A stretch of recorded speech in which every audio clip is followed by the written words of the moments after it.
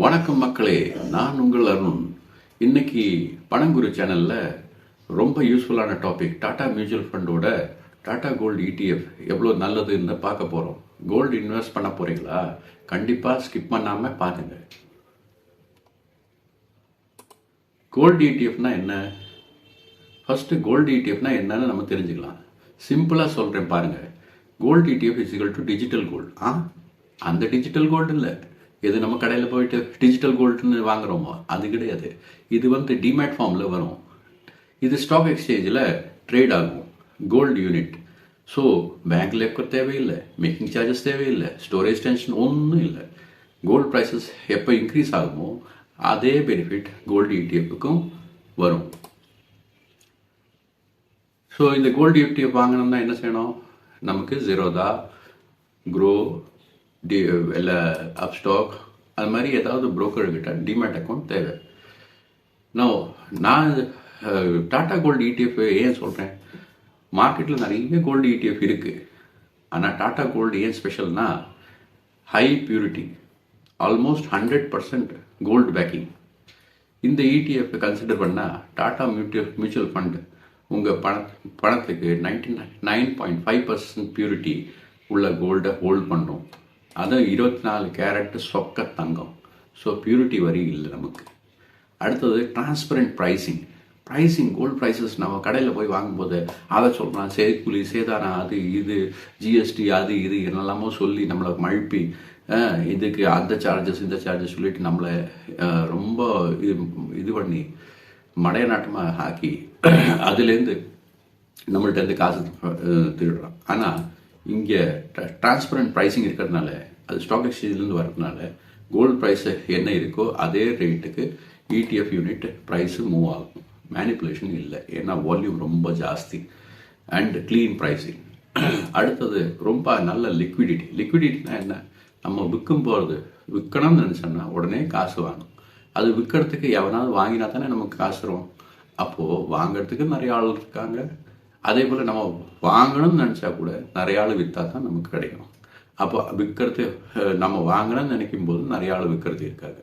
So transparent pricing and transparent very high லிக்விடிட்டிஸ். நீங்கள் எந்த broker account ஆனாலும் சரி, ஜெரோதானாலும் சரி, ஏஞ்சல் ஆனாலும் சரி, க்ரோ ஆனாலும் சரி, எதுலேயும் இன்ஸ்டண்ட்டாக கன்சிடர் பண்ணி மார்க்கெட் ஓடும்போது 9:15 to 3:30 மார்க்கெட் ஓடும்போது எப்போ ஒரு செல் பட்டனை தட்டினா போகிறோம் விற்றுடலாம், ஒரு பை பட்டனை தட்டினா போகிறோம் வாங்கிடலாம்.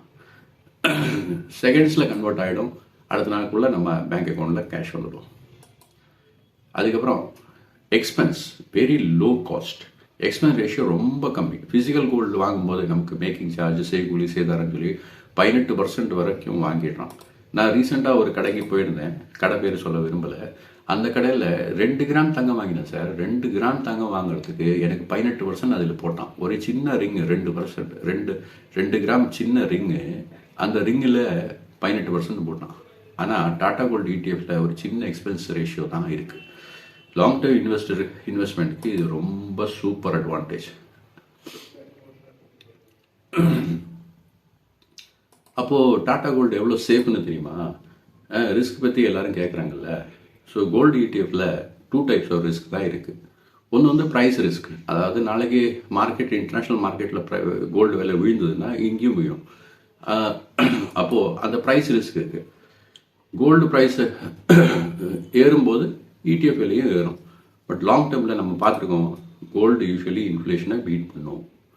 அது காலகாலமாக அது மாதிரி தான் நடக்குது. அடுத்தது மார்க்கெட் ரிஸ்க்னால் என்னது? ஸ்டாக் எக்ஸ்சேஞ்ச் ஓப்பனாக இருக்கும்போது தான் உங்கள் ப்ரைஸ் ஃப்ளக்சுவேட் ஆகும். ஸோ ஸ்டாக் எக்ஸ்சேஞ்ச் ஓப்பனாக இருக்கும்போது ப்ரைஸ் மேலே கீழே போகும். ஆனால் நம்ம கடையில் போகும்போது என்ன ஆயிருக்கான்?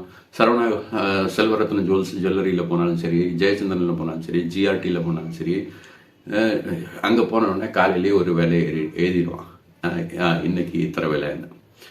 அது ஏறாது. ஏன்னா அவங்க லாஸ்ட் என்ன ரேட்டுக்கு க்ளோஸ் ஆகிருக்கோ அதில் ஒரு ரேட்டை போட்டு அதில் உங்களுக்கு 60 ரூபா கம்மியாக்கி தரேன்னெல்லாம் சொல்லுவாங்க. ஆனால் இப்படியெல்லாம் அவங்க விற்கிறாங்க.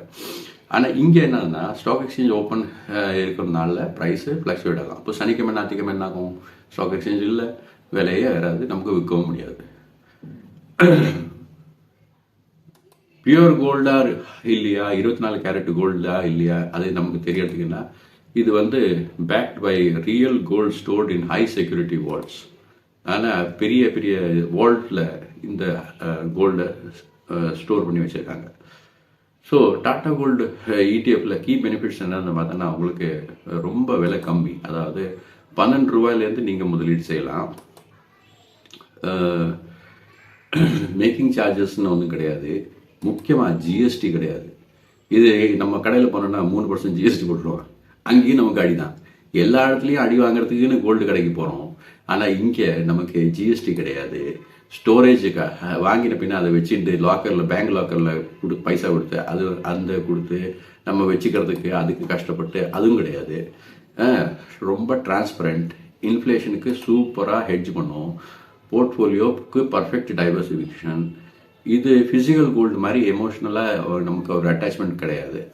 Financial logic based good investing. நல்ல லாஜிக்காக பார்த்தோன்னா இது ஒரு நல்ல இன்வெஸ்டிங். நீங்கள் இது கோல்டுன்னு இல்லை முதலீடு பண்ணுறேன்னு நினைக்கக்கூட வேண்டாம். நீங்கள் நினைக்கலாம், இங்கே நான் வந்து வர வீடியோவில் நான் சொல்லித்தரேன் உங்களுக்கு எப்படி நம்ம வந்து இந்த கோல்டில், டாடா கோல்டில் வேறு ஏதாவது இடிஎஃப் உங்களுக்கு பிடிச்ச இடிஎஃப், டாடா கோல்டில் தான் நான் வாங்கணும் இல்லை, எந்த இடிஎஃப்ல வேணால் வைக்கலாம். ஆனால் எனக்கு பிடிச்சது டாடா கோல்டு. நான் அதில் தான் முதலீடு பண்ணியிருக்கேன். எனக்கு தெரிஞ்சது தான் நான் சொல்லித்தரேன். ஸோ நான் செய்கிறத தான் உங்கள்ட்ட சொல்கிறேன். நீங்கள் கன்சிடர் பண்ணணுமா வேணாமா அது உங்கள் தனிப்பட்ட விருப்பம். இப்போ வந்து அந்த இது வந்து உங்களுக்கு விலை ஏறும்போது நமக்கு வந்து அது வந்து மாதம் இல்லாட்டி தினம் கூட 1000 ரூபாயெல்லாம் தரும். இந்த கோல்டு இடிஎஃப்ல இன்வெஸ்ட்மெண்ட்னா நான் வந்து டாடா கோல்டில் இன்வெஸ்ட் பண்ணுறதுனால நான் வந்து போட்ட முதலீட்டில் நான் வந்து விலையெல்லாம் ஏறினால நான் 1000 ரூபாய் நிறைய புக் பண்ணியிருக்கேன். அது மாதிரி நான் உங்களுக்கு ஒரு எக்ஸல் ஷீட் போட்டு காமிக்கிறேன் உங்களுக்கு.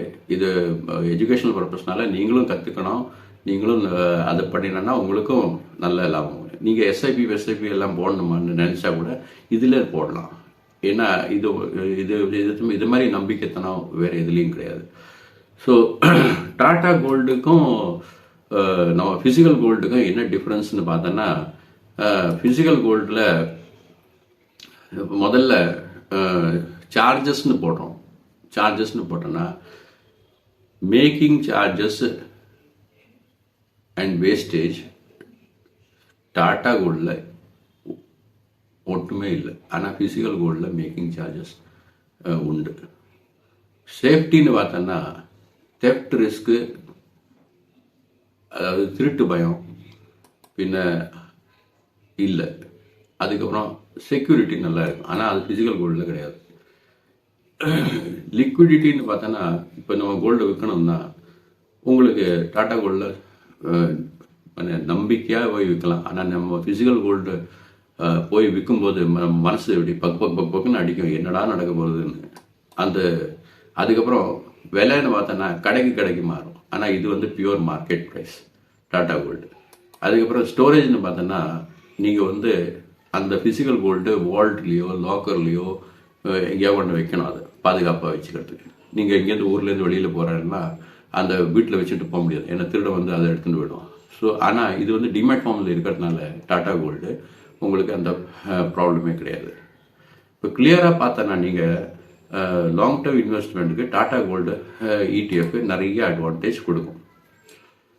இப்போது நம்ம இதெல்லாம் பார்த்த பின்ன டாடா கோல்டு எப்படி வாங்கலாம் அந்த மாதிரி ஒரு கேள்வி வரும். இது வாங்கிறதுக்கு உங்களுக்கு ஒரு டிமேட் அக்கௌண்ட் வேணும். இப்போ டிமேட் அக்கௌண்ட் எங்கே திறக்கலாம் அப்படின்னு வரும். டிமேட் அக்கௌண்ட் நீங்கள் ஜெரோதாலையோ க்ரோலையோ ஏஞ்சல்லையோ இல்லை நம்ம ஊர் சோலா ஃபைனான்ஸ்லேயோ சோழமண்டலம் ஃபைனான்ஸ்லேயோ நீங்கள் திறக்கலாம். அது திறந்த பின்ன அங்கே அக்கௌண்ட்லாம் ஓப்பன் ஆன பின்ன நீங்கள் டாடா கோல்டுன்னு சர்ச் பண்ணாலே எக்விட்டி மாதிரி அது வந்துடும். அதுக்கப்புறம் அதுக்கு ஒரு யூனிட் 12 ரூபா தான். நீங்கள் பேங்க்லேருந்து அந்த பைசாவை ட்ரான்ஸ்ஃபர் பண்ணிவிட்டு நீங்கள் கொஞ்சமாக அதை கன்சிடர் பண்ணலாம். இது உங்கள் குழந்தைகளுக்கும் கன்சிடர் பண்ணலாம், உங்களுக்கும் கன்சிடர் பண்ணலாம், எப்படி வேணால் நீங்கள் கன்சிடர் பண்ணலாம். ஸோ மக்களே, கோல்டு இன்வெஸ்ட் பண்ண யோசிக்கிறதா இருந்தேன்னா டாடா கோல்டு ஒரு strong and safe transparent option. இந்த வீடியோ யூஸ்ஃபுல்லாக இருந்தால் லைக் பண்ணுங்கள், ஷேர் பண்ணுங்கள், பணம் குரு சேனலை சப்ஸ்கிரைப் பண்ணிடுங்க. நெக்ஸ்ட் வீடியோவில் சந்திப்போம். நெக்ஸ்ட் வீடியோவில் நம்ம இந்த டாடா கோல்டு வச்சு நான் எப்படி உங்களுக்கு 1000 ரூபா அதுலேருந்து எடுத்தேன், அதுக்கப்புறம் நம்ம அதில் எப்படி நம்ம அதை டேக்ஸ் எஃபிஷியண்ட்டாக இப்போ முதலீடு பண்ணிட்டோம், லாபம் கொடுத்து அதில் short term capital gain, long term capital gain இதெல்லாம் இருக்குது. அந்த முதலீடு பண்ணிட்டு கிடைச்ச லாபத்தை நம்ம பெரிய டேக்ஸாகவே கொடுத்துட்டோம்னா நமக்கு முதலீட்டில் பெரிய லாபம் கிடையாது. ஸோ அந்த முதலீட்டிலேருந்து நமக்கு லாபமும் வரணும், டேக்ஸும் ரொம்ப கம்மியாக கொடுக்கணும். அதெல்லாம் நமக்கு கற்றுக்கணும்னா நம்ம அடுத்த வீடியோவில் நான் உங்களுக்கு அந்த எக்ஸல் ஷீட் பார்த்து சொல்லித்தரேன். நன்றி, வணக்கம்.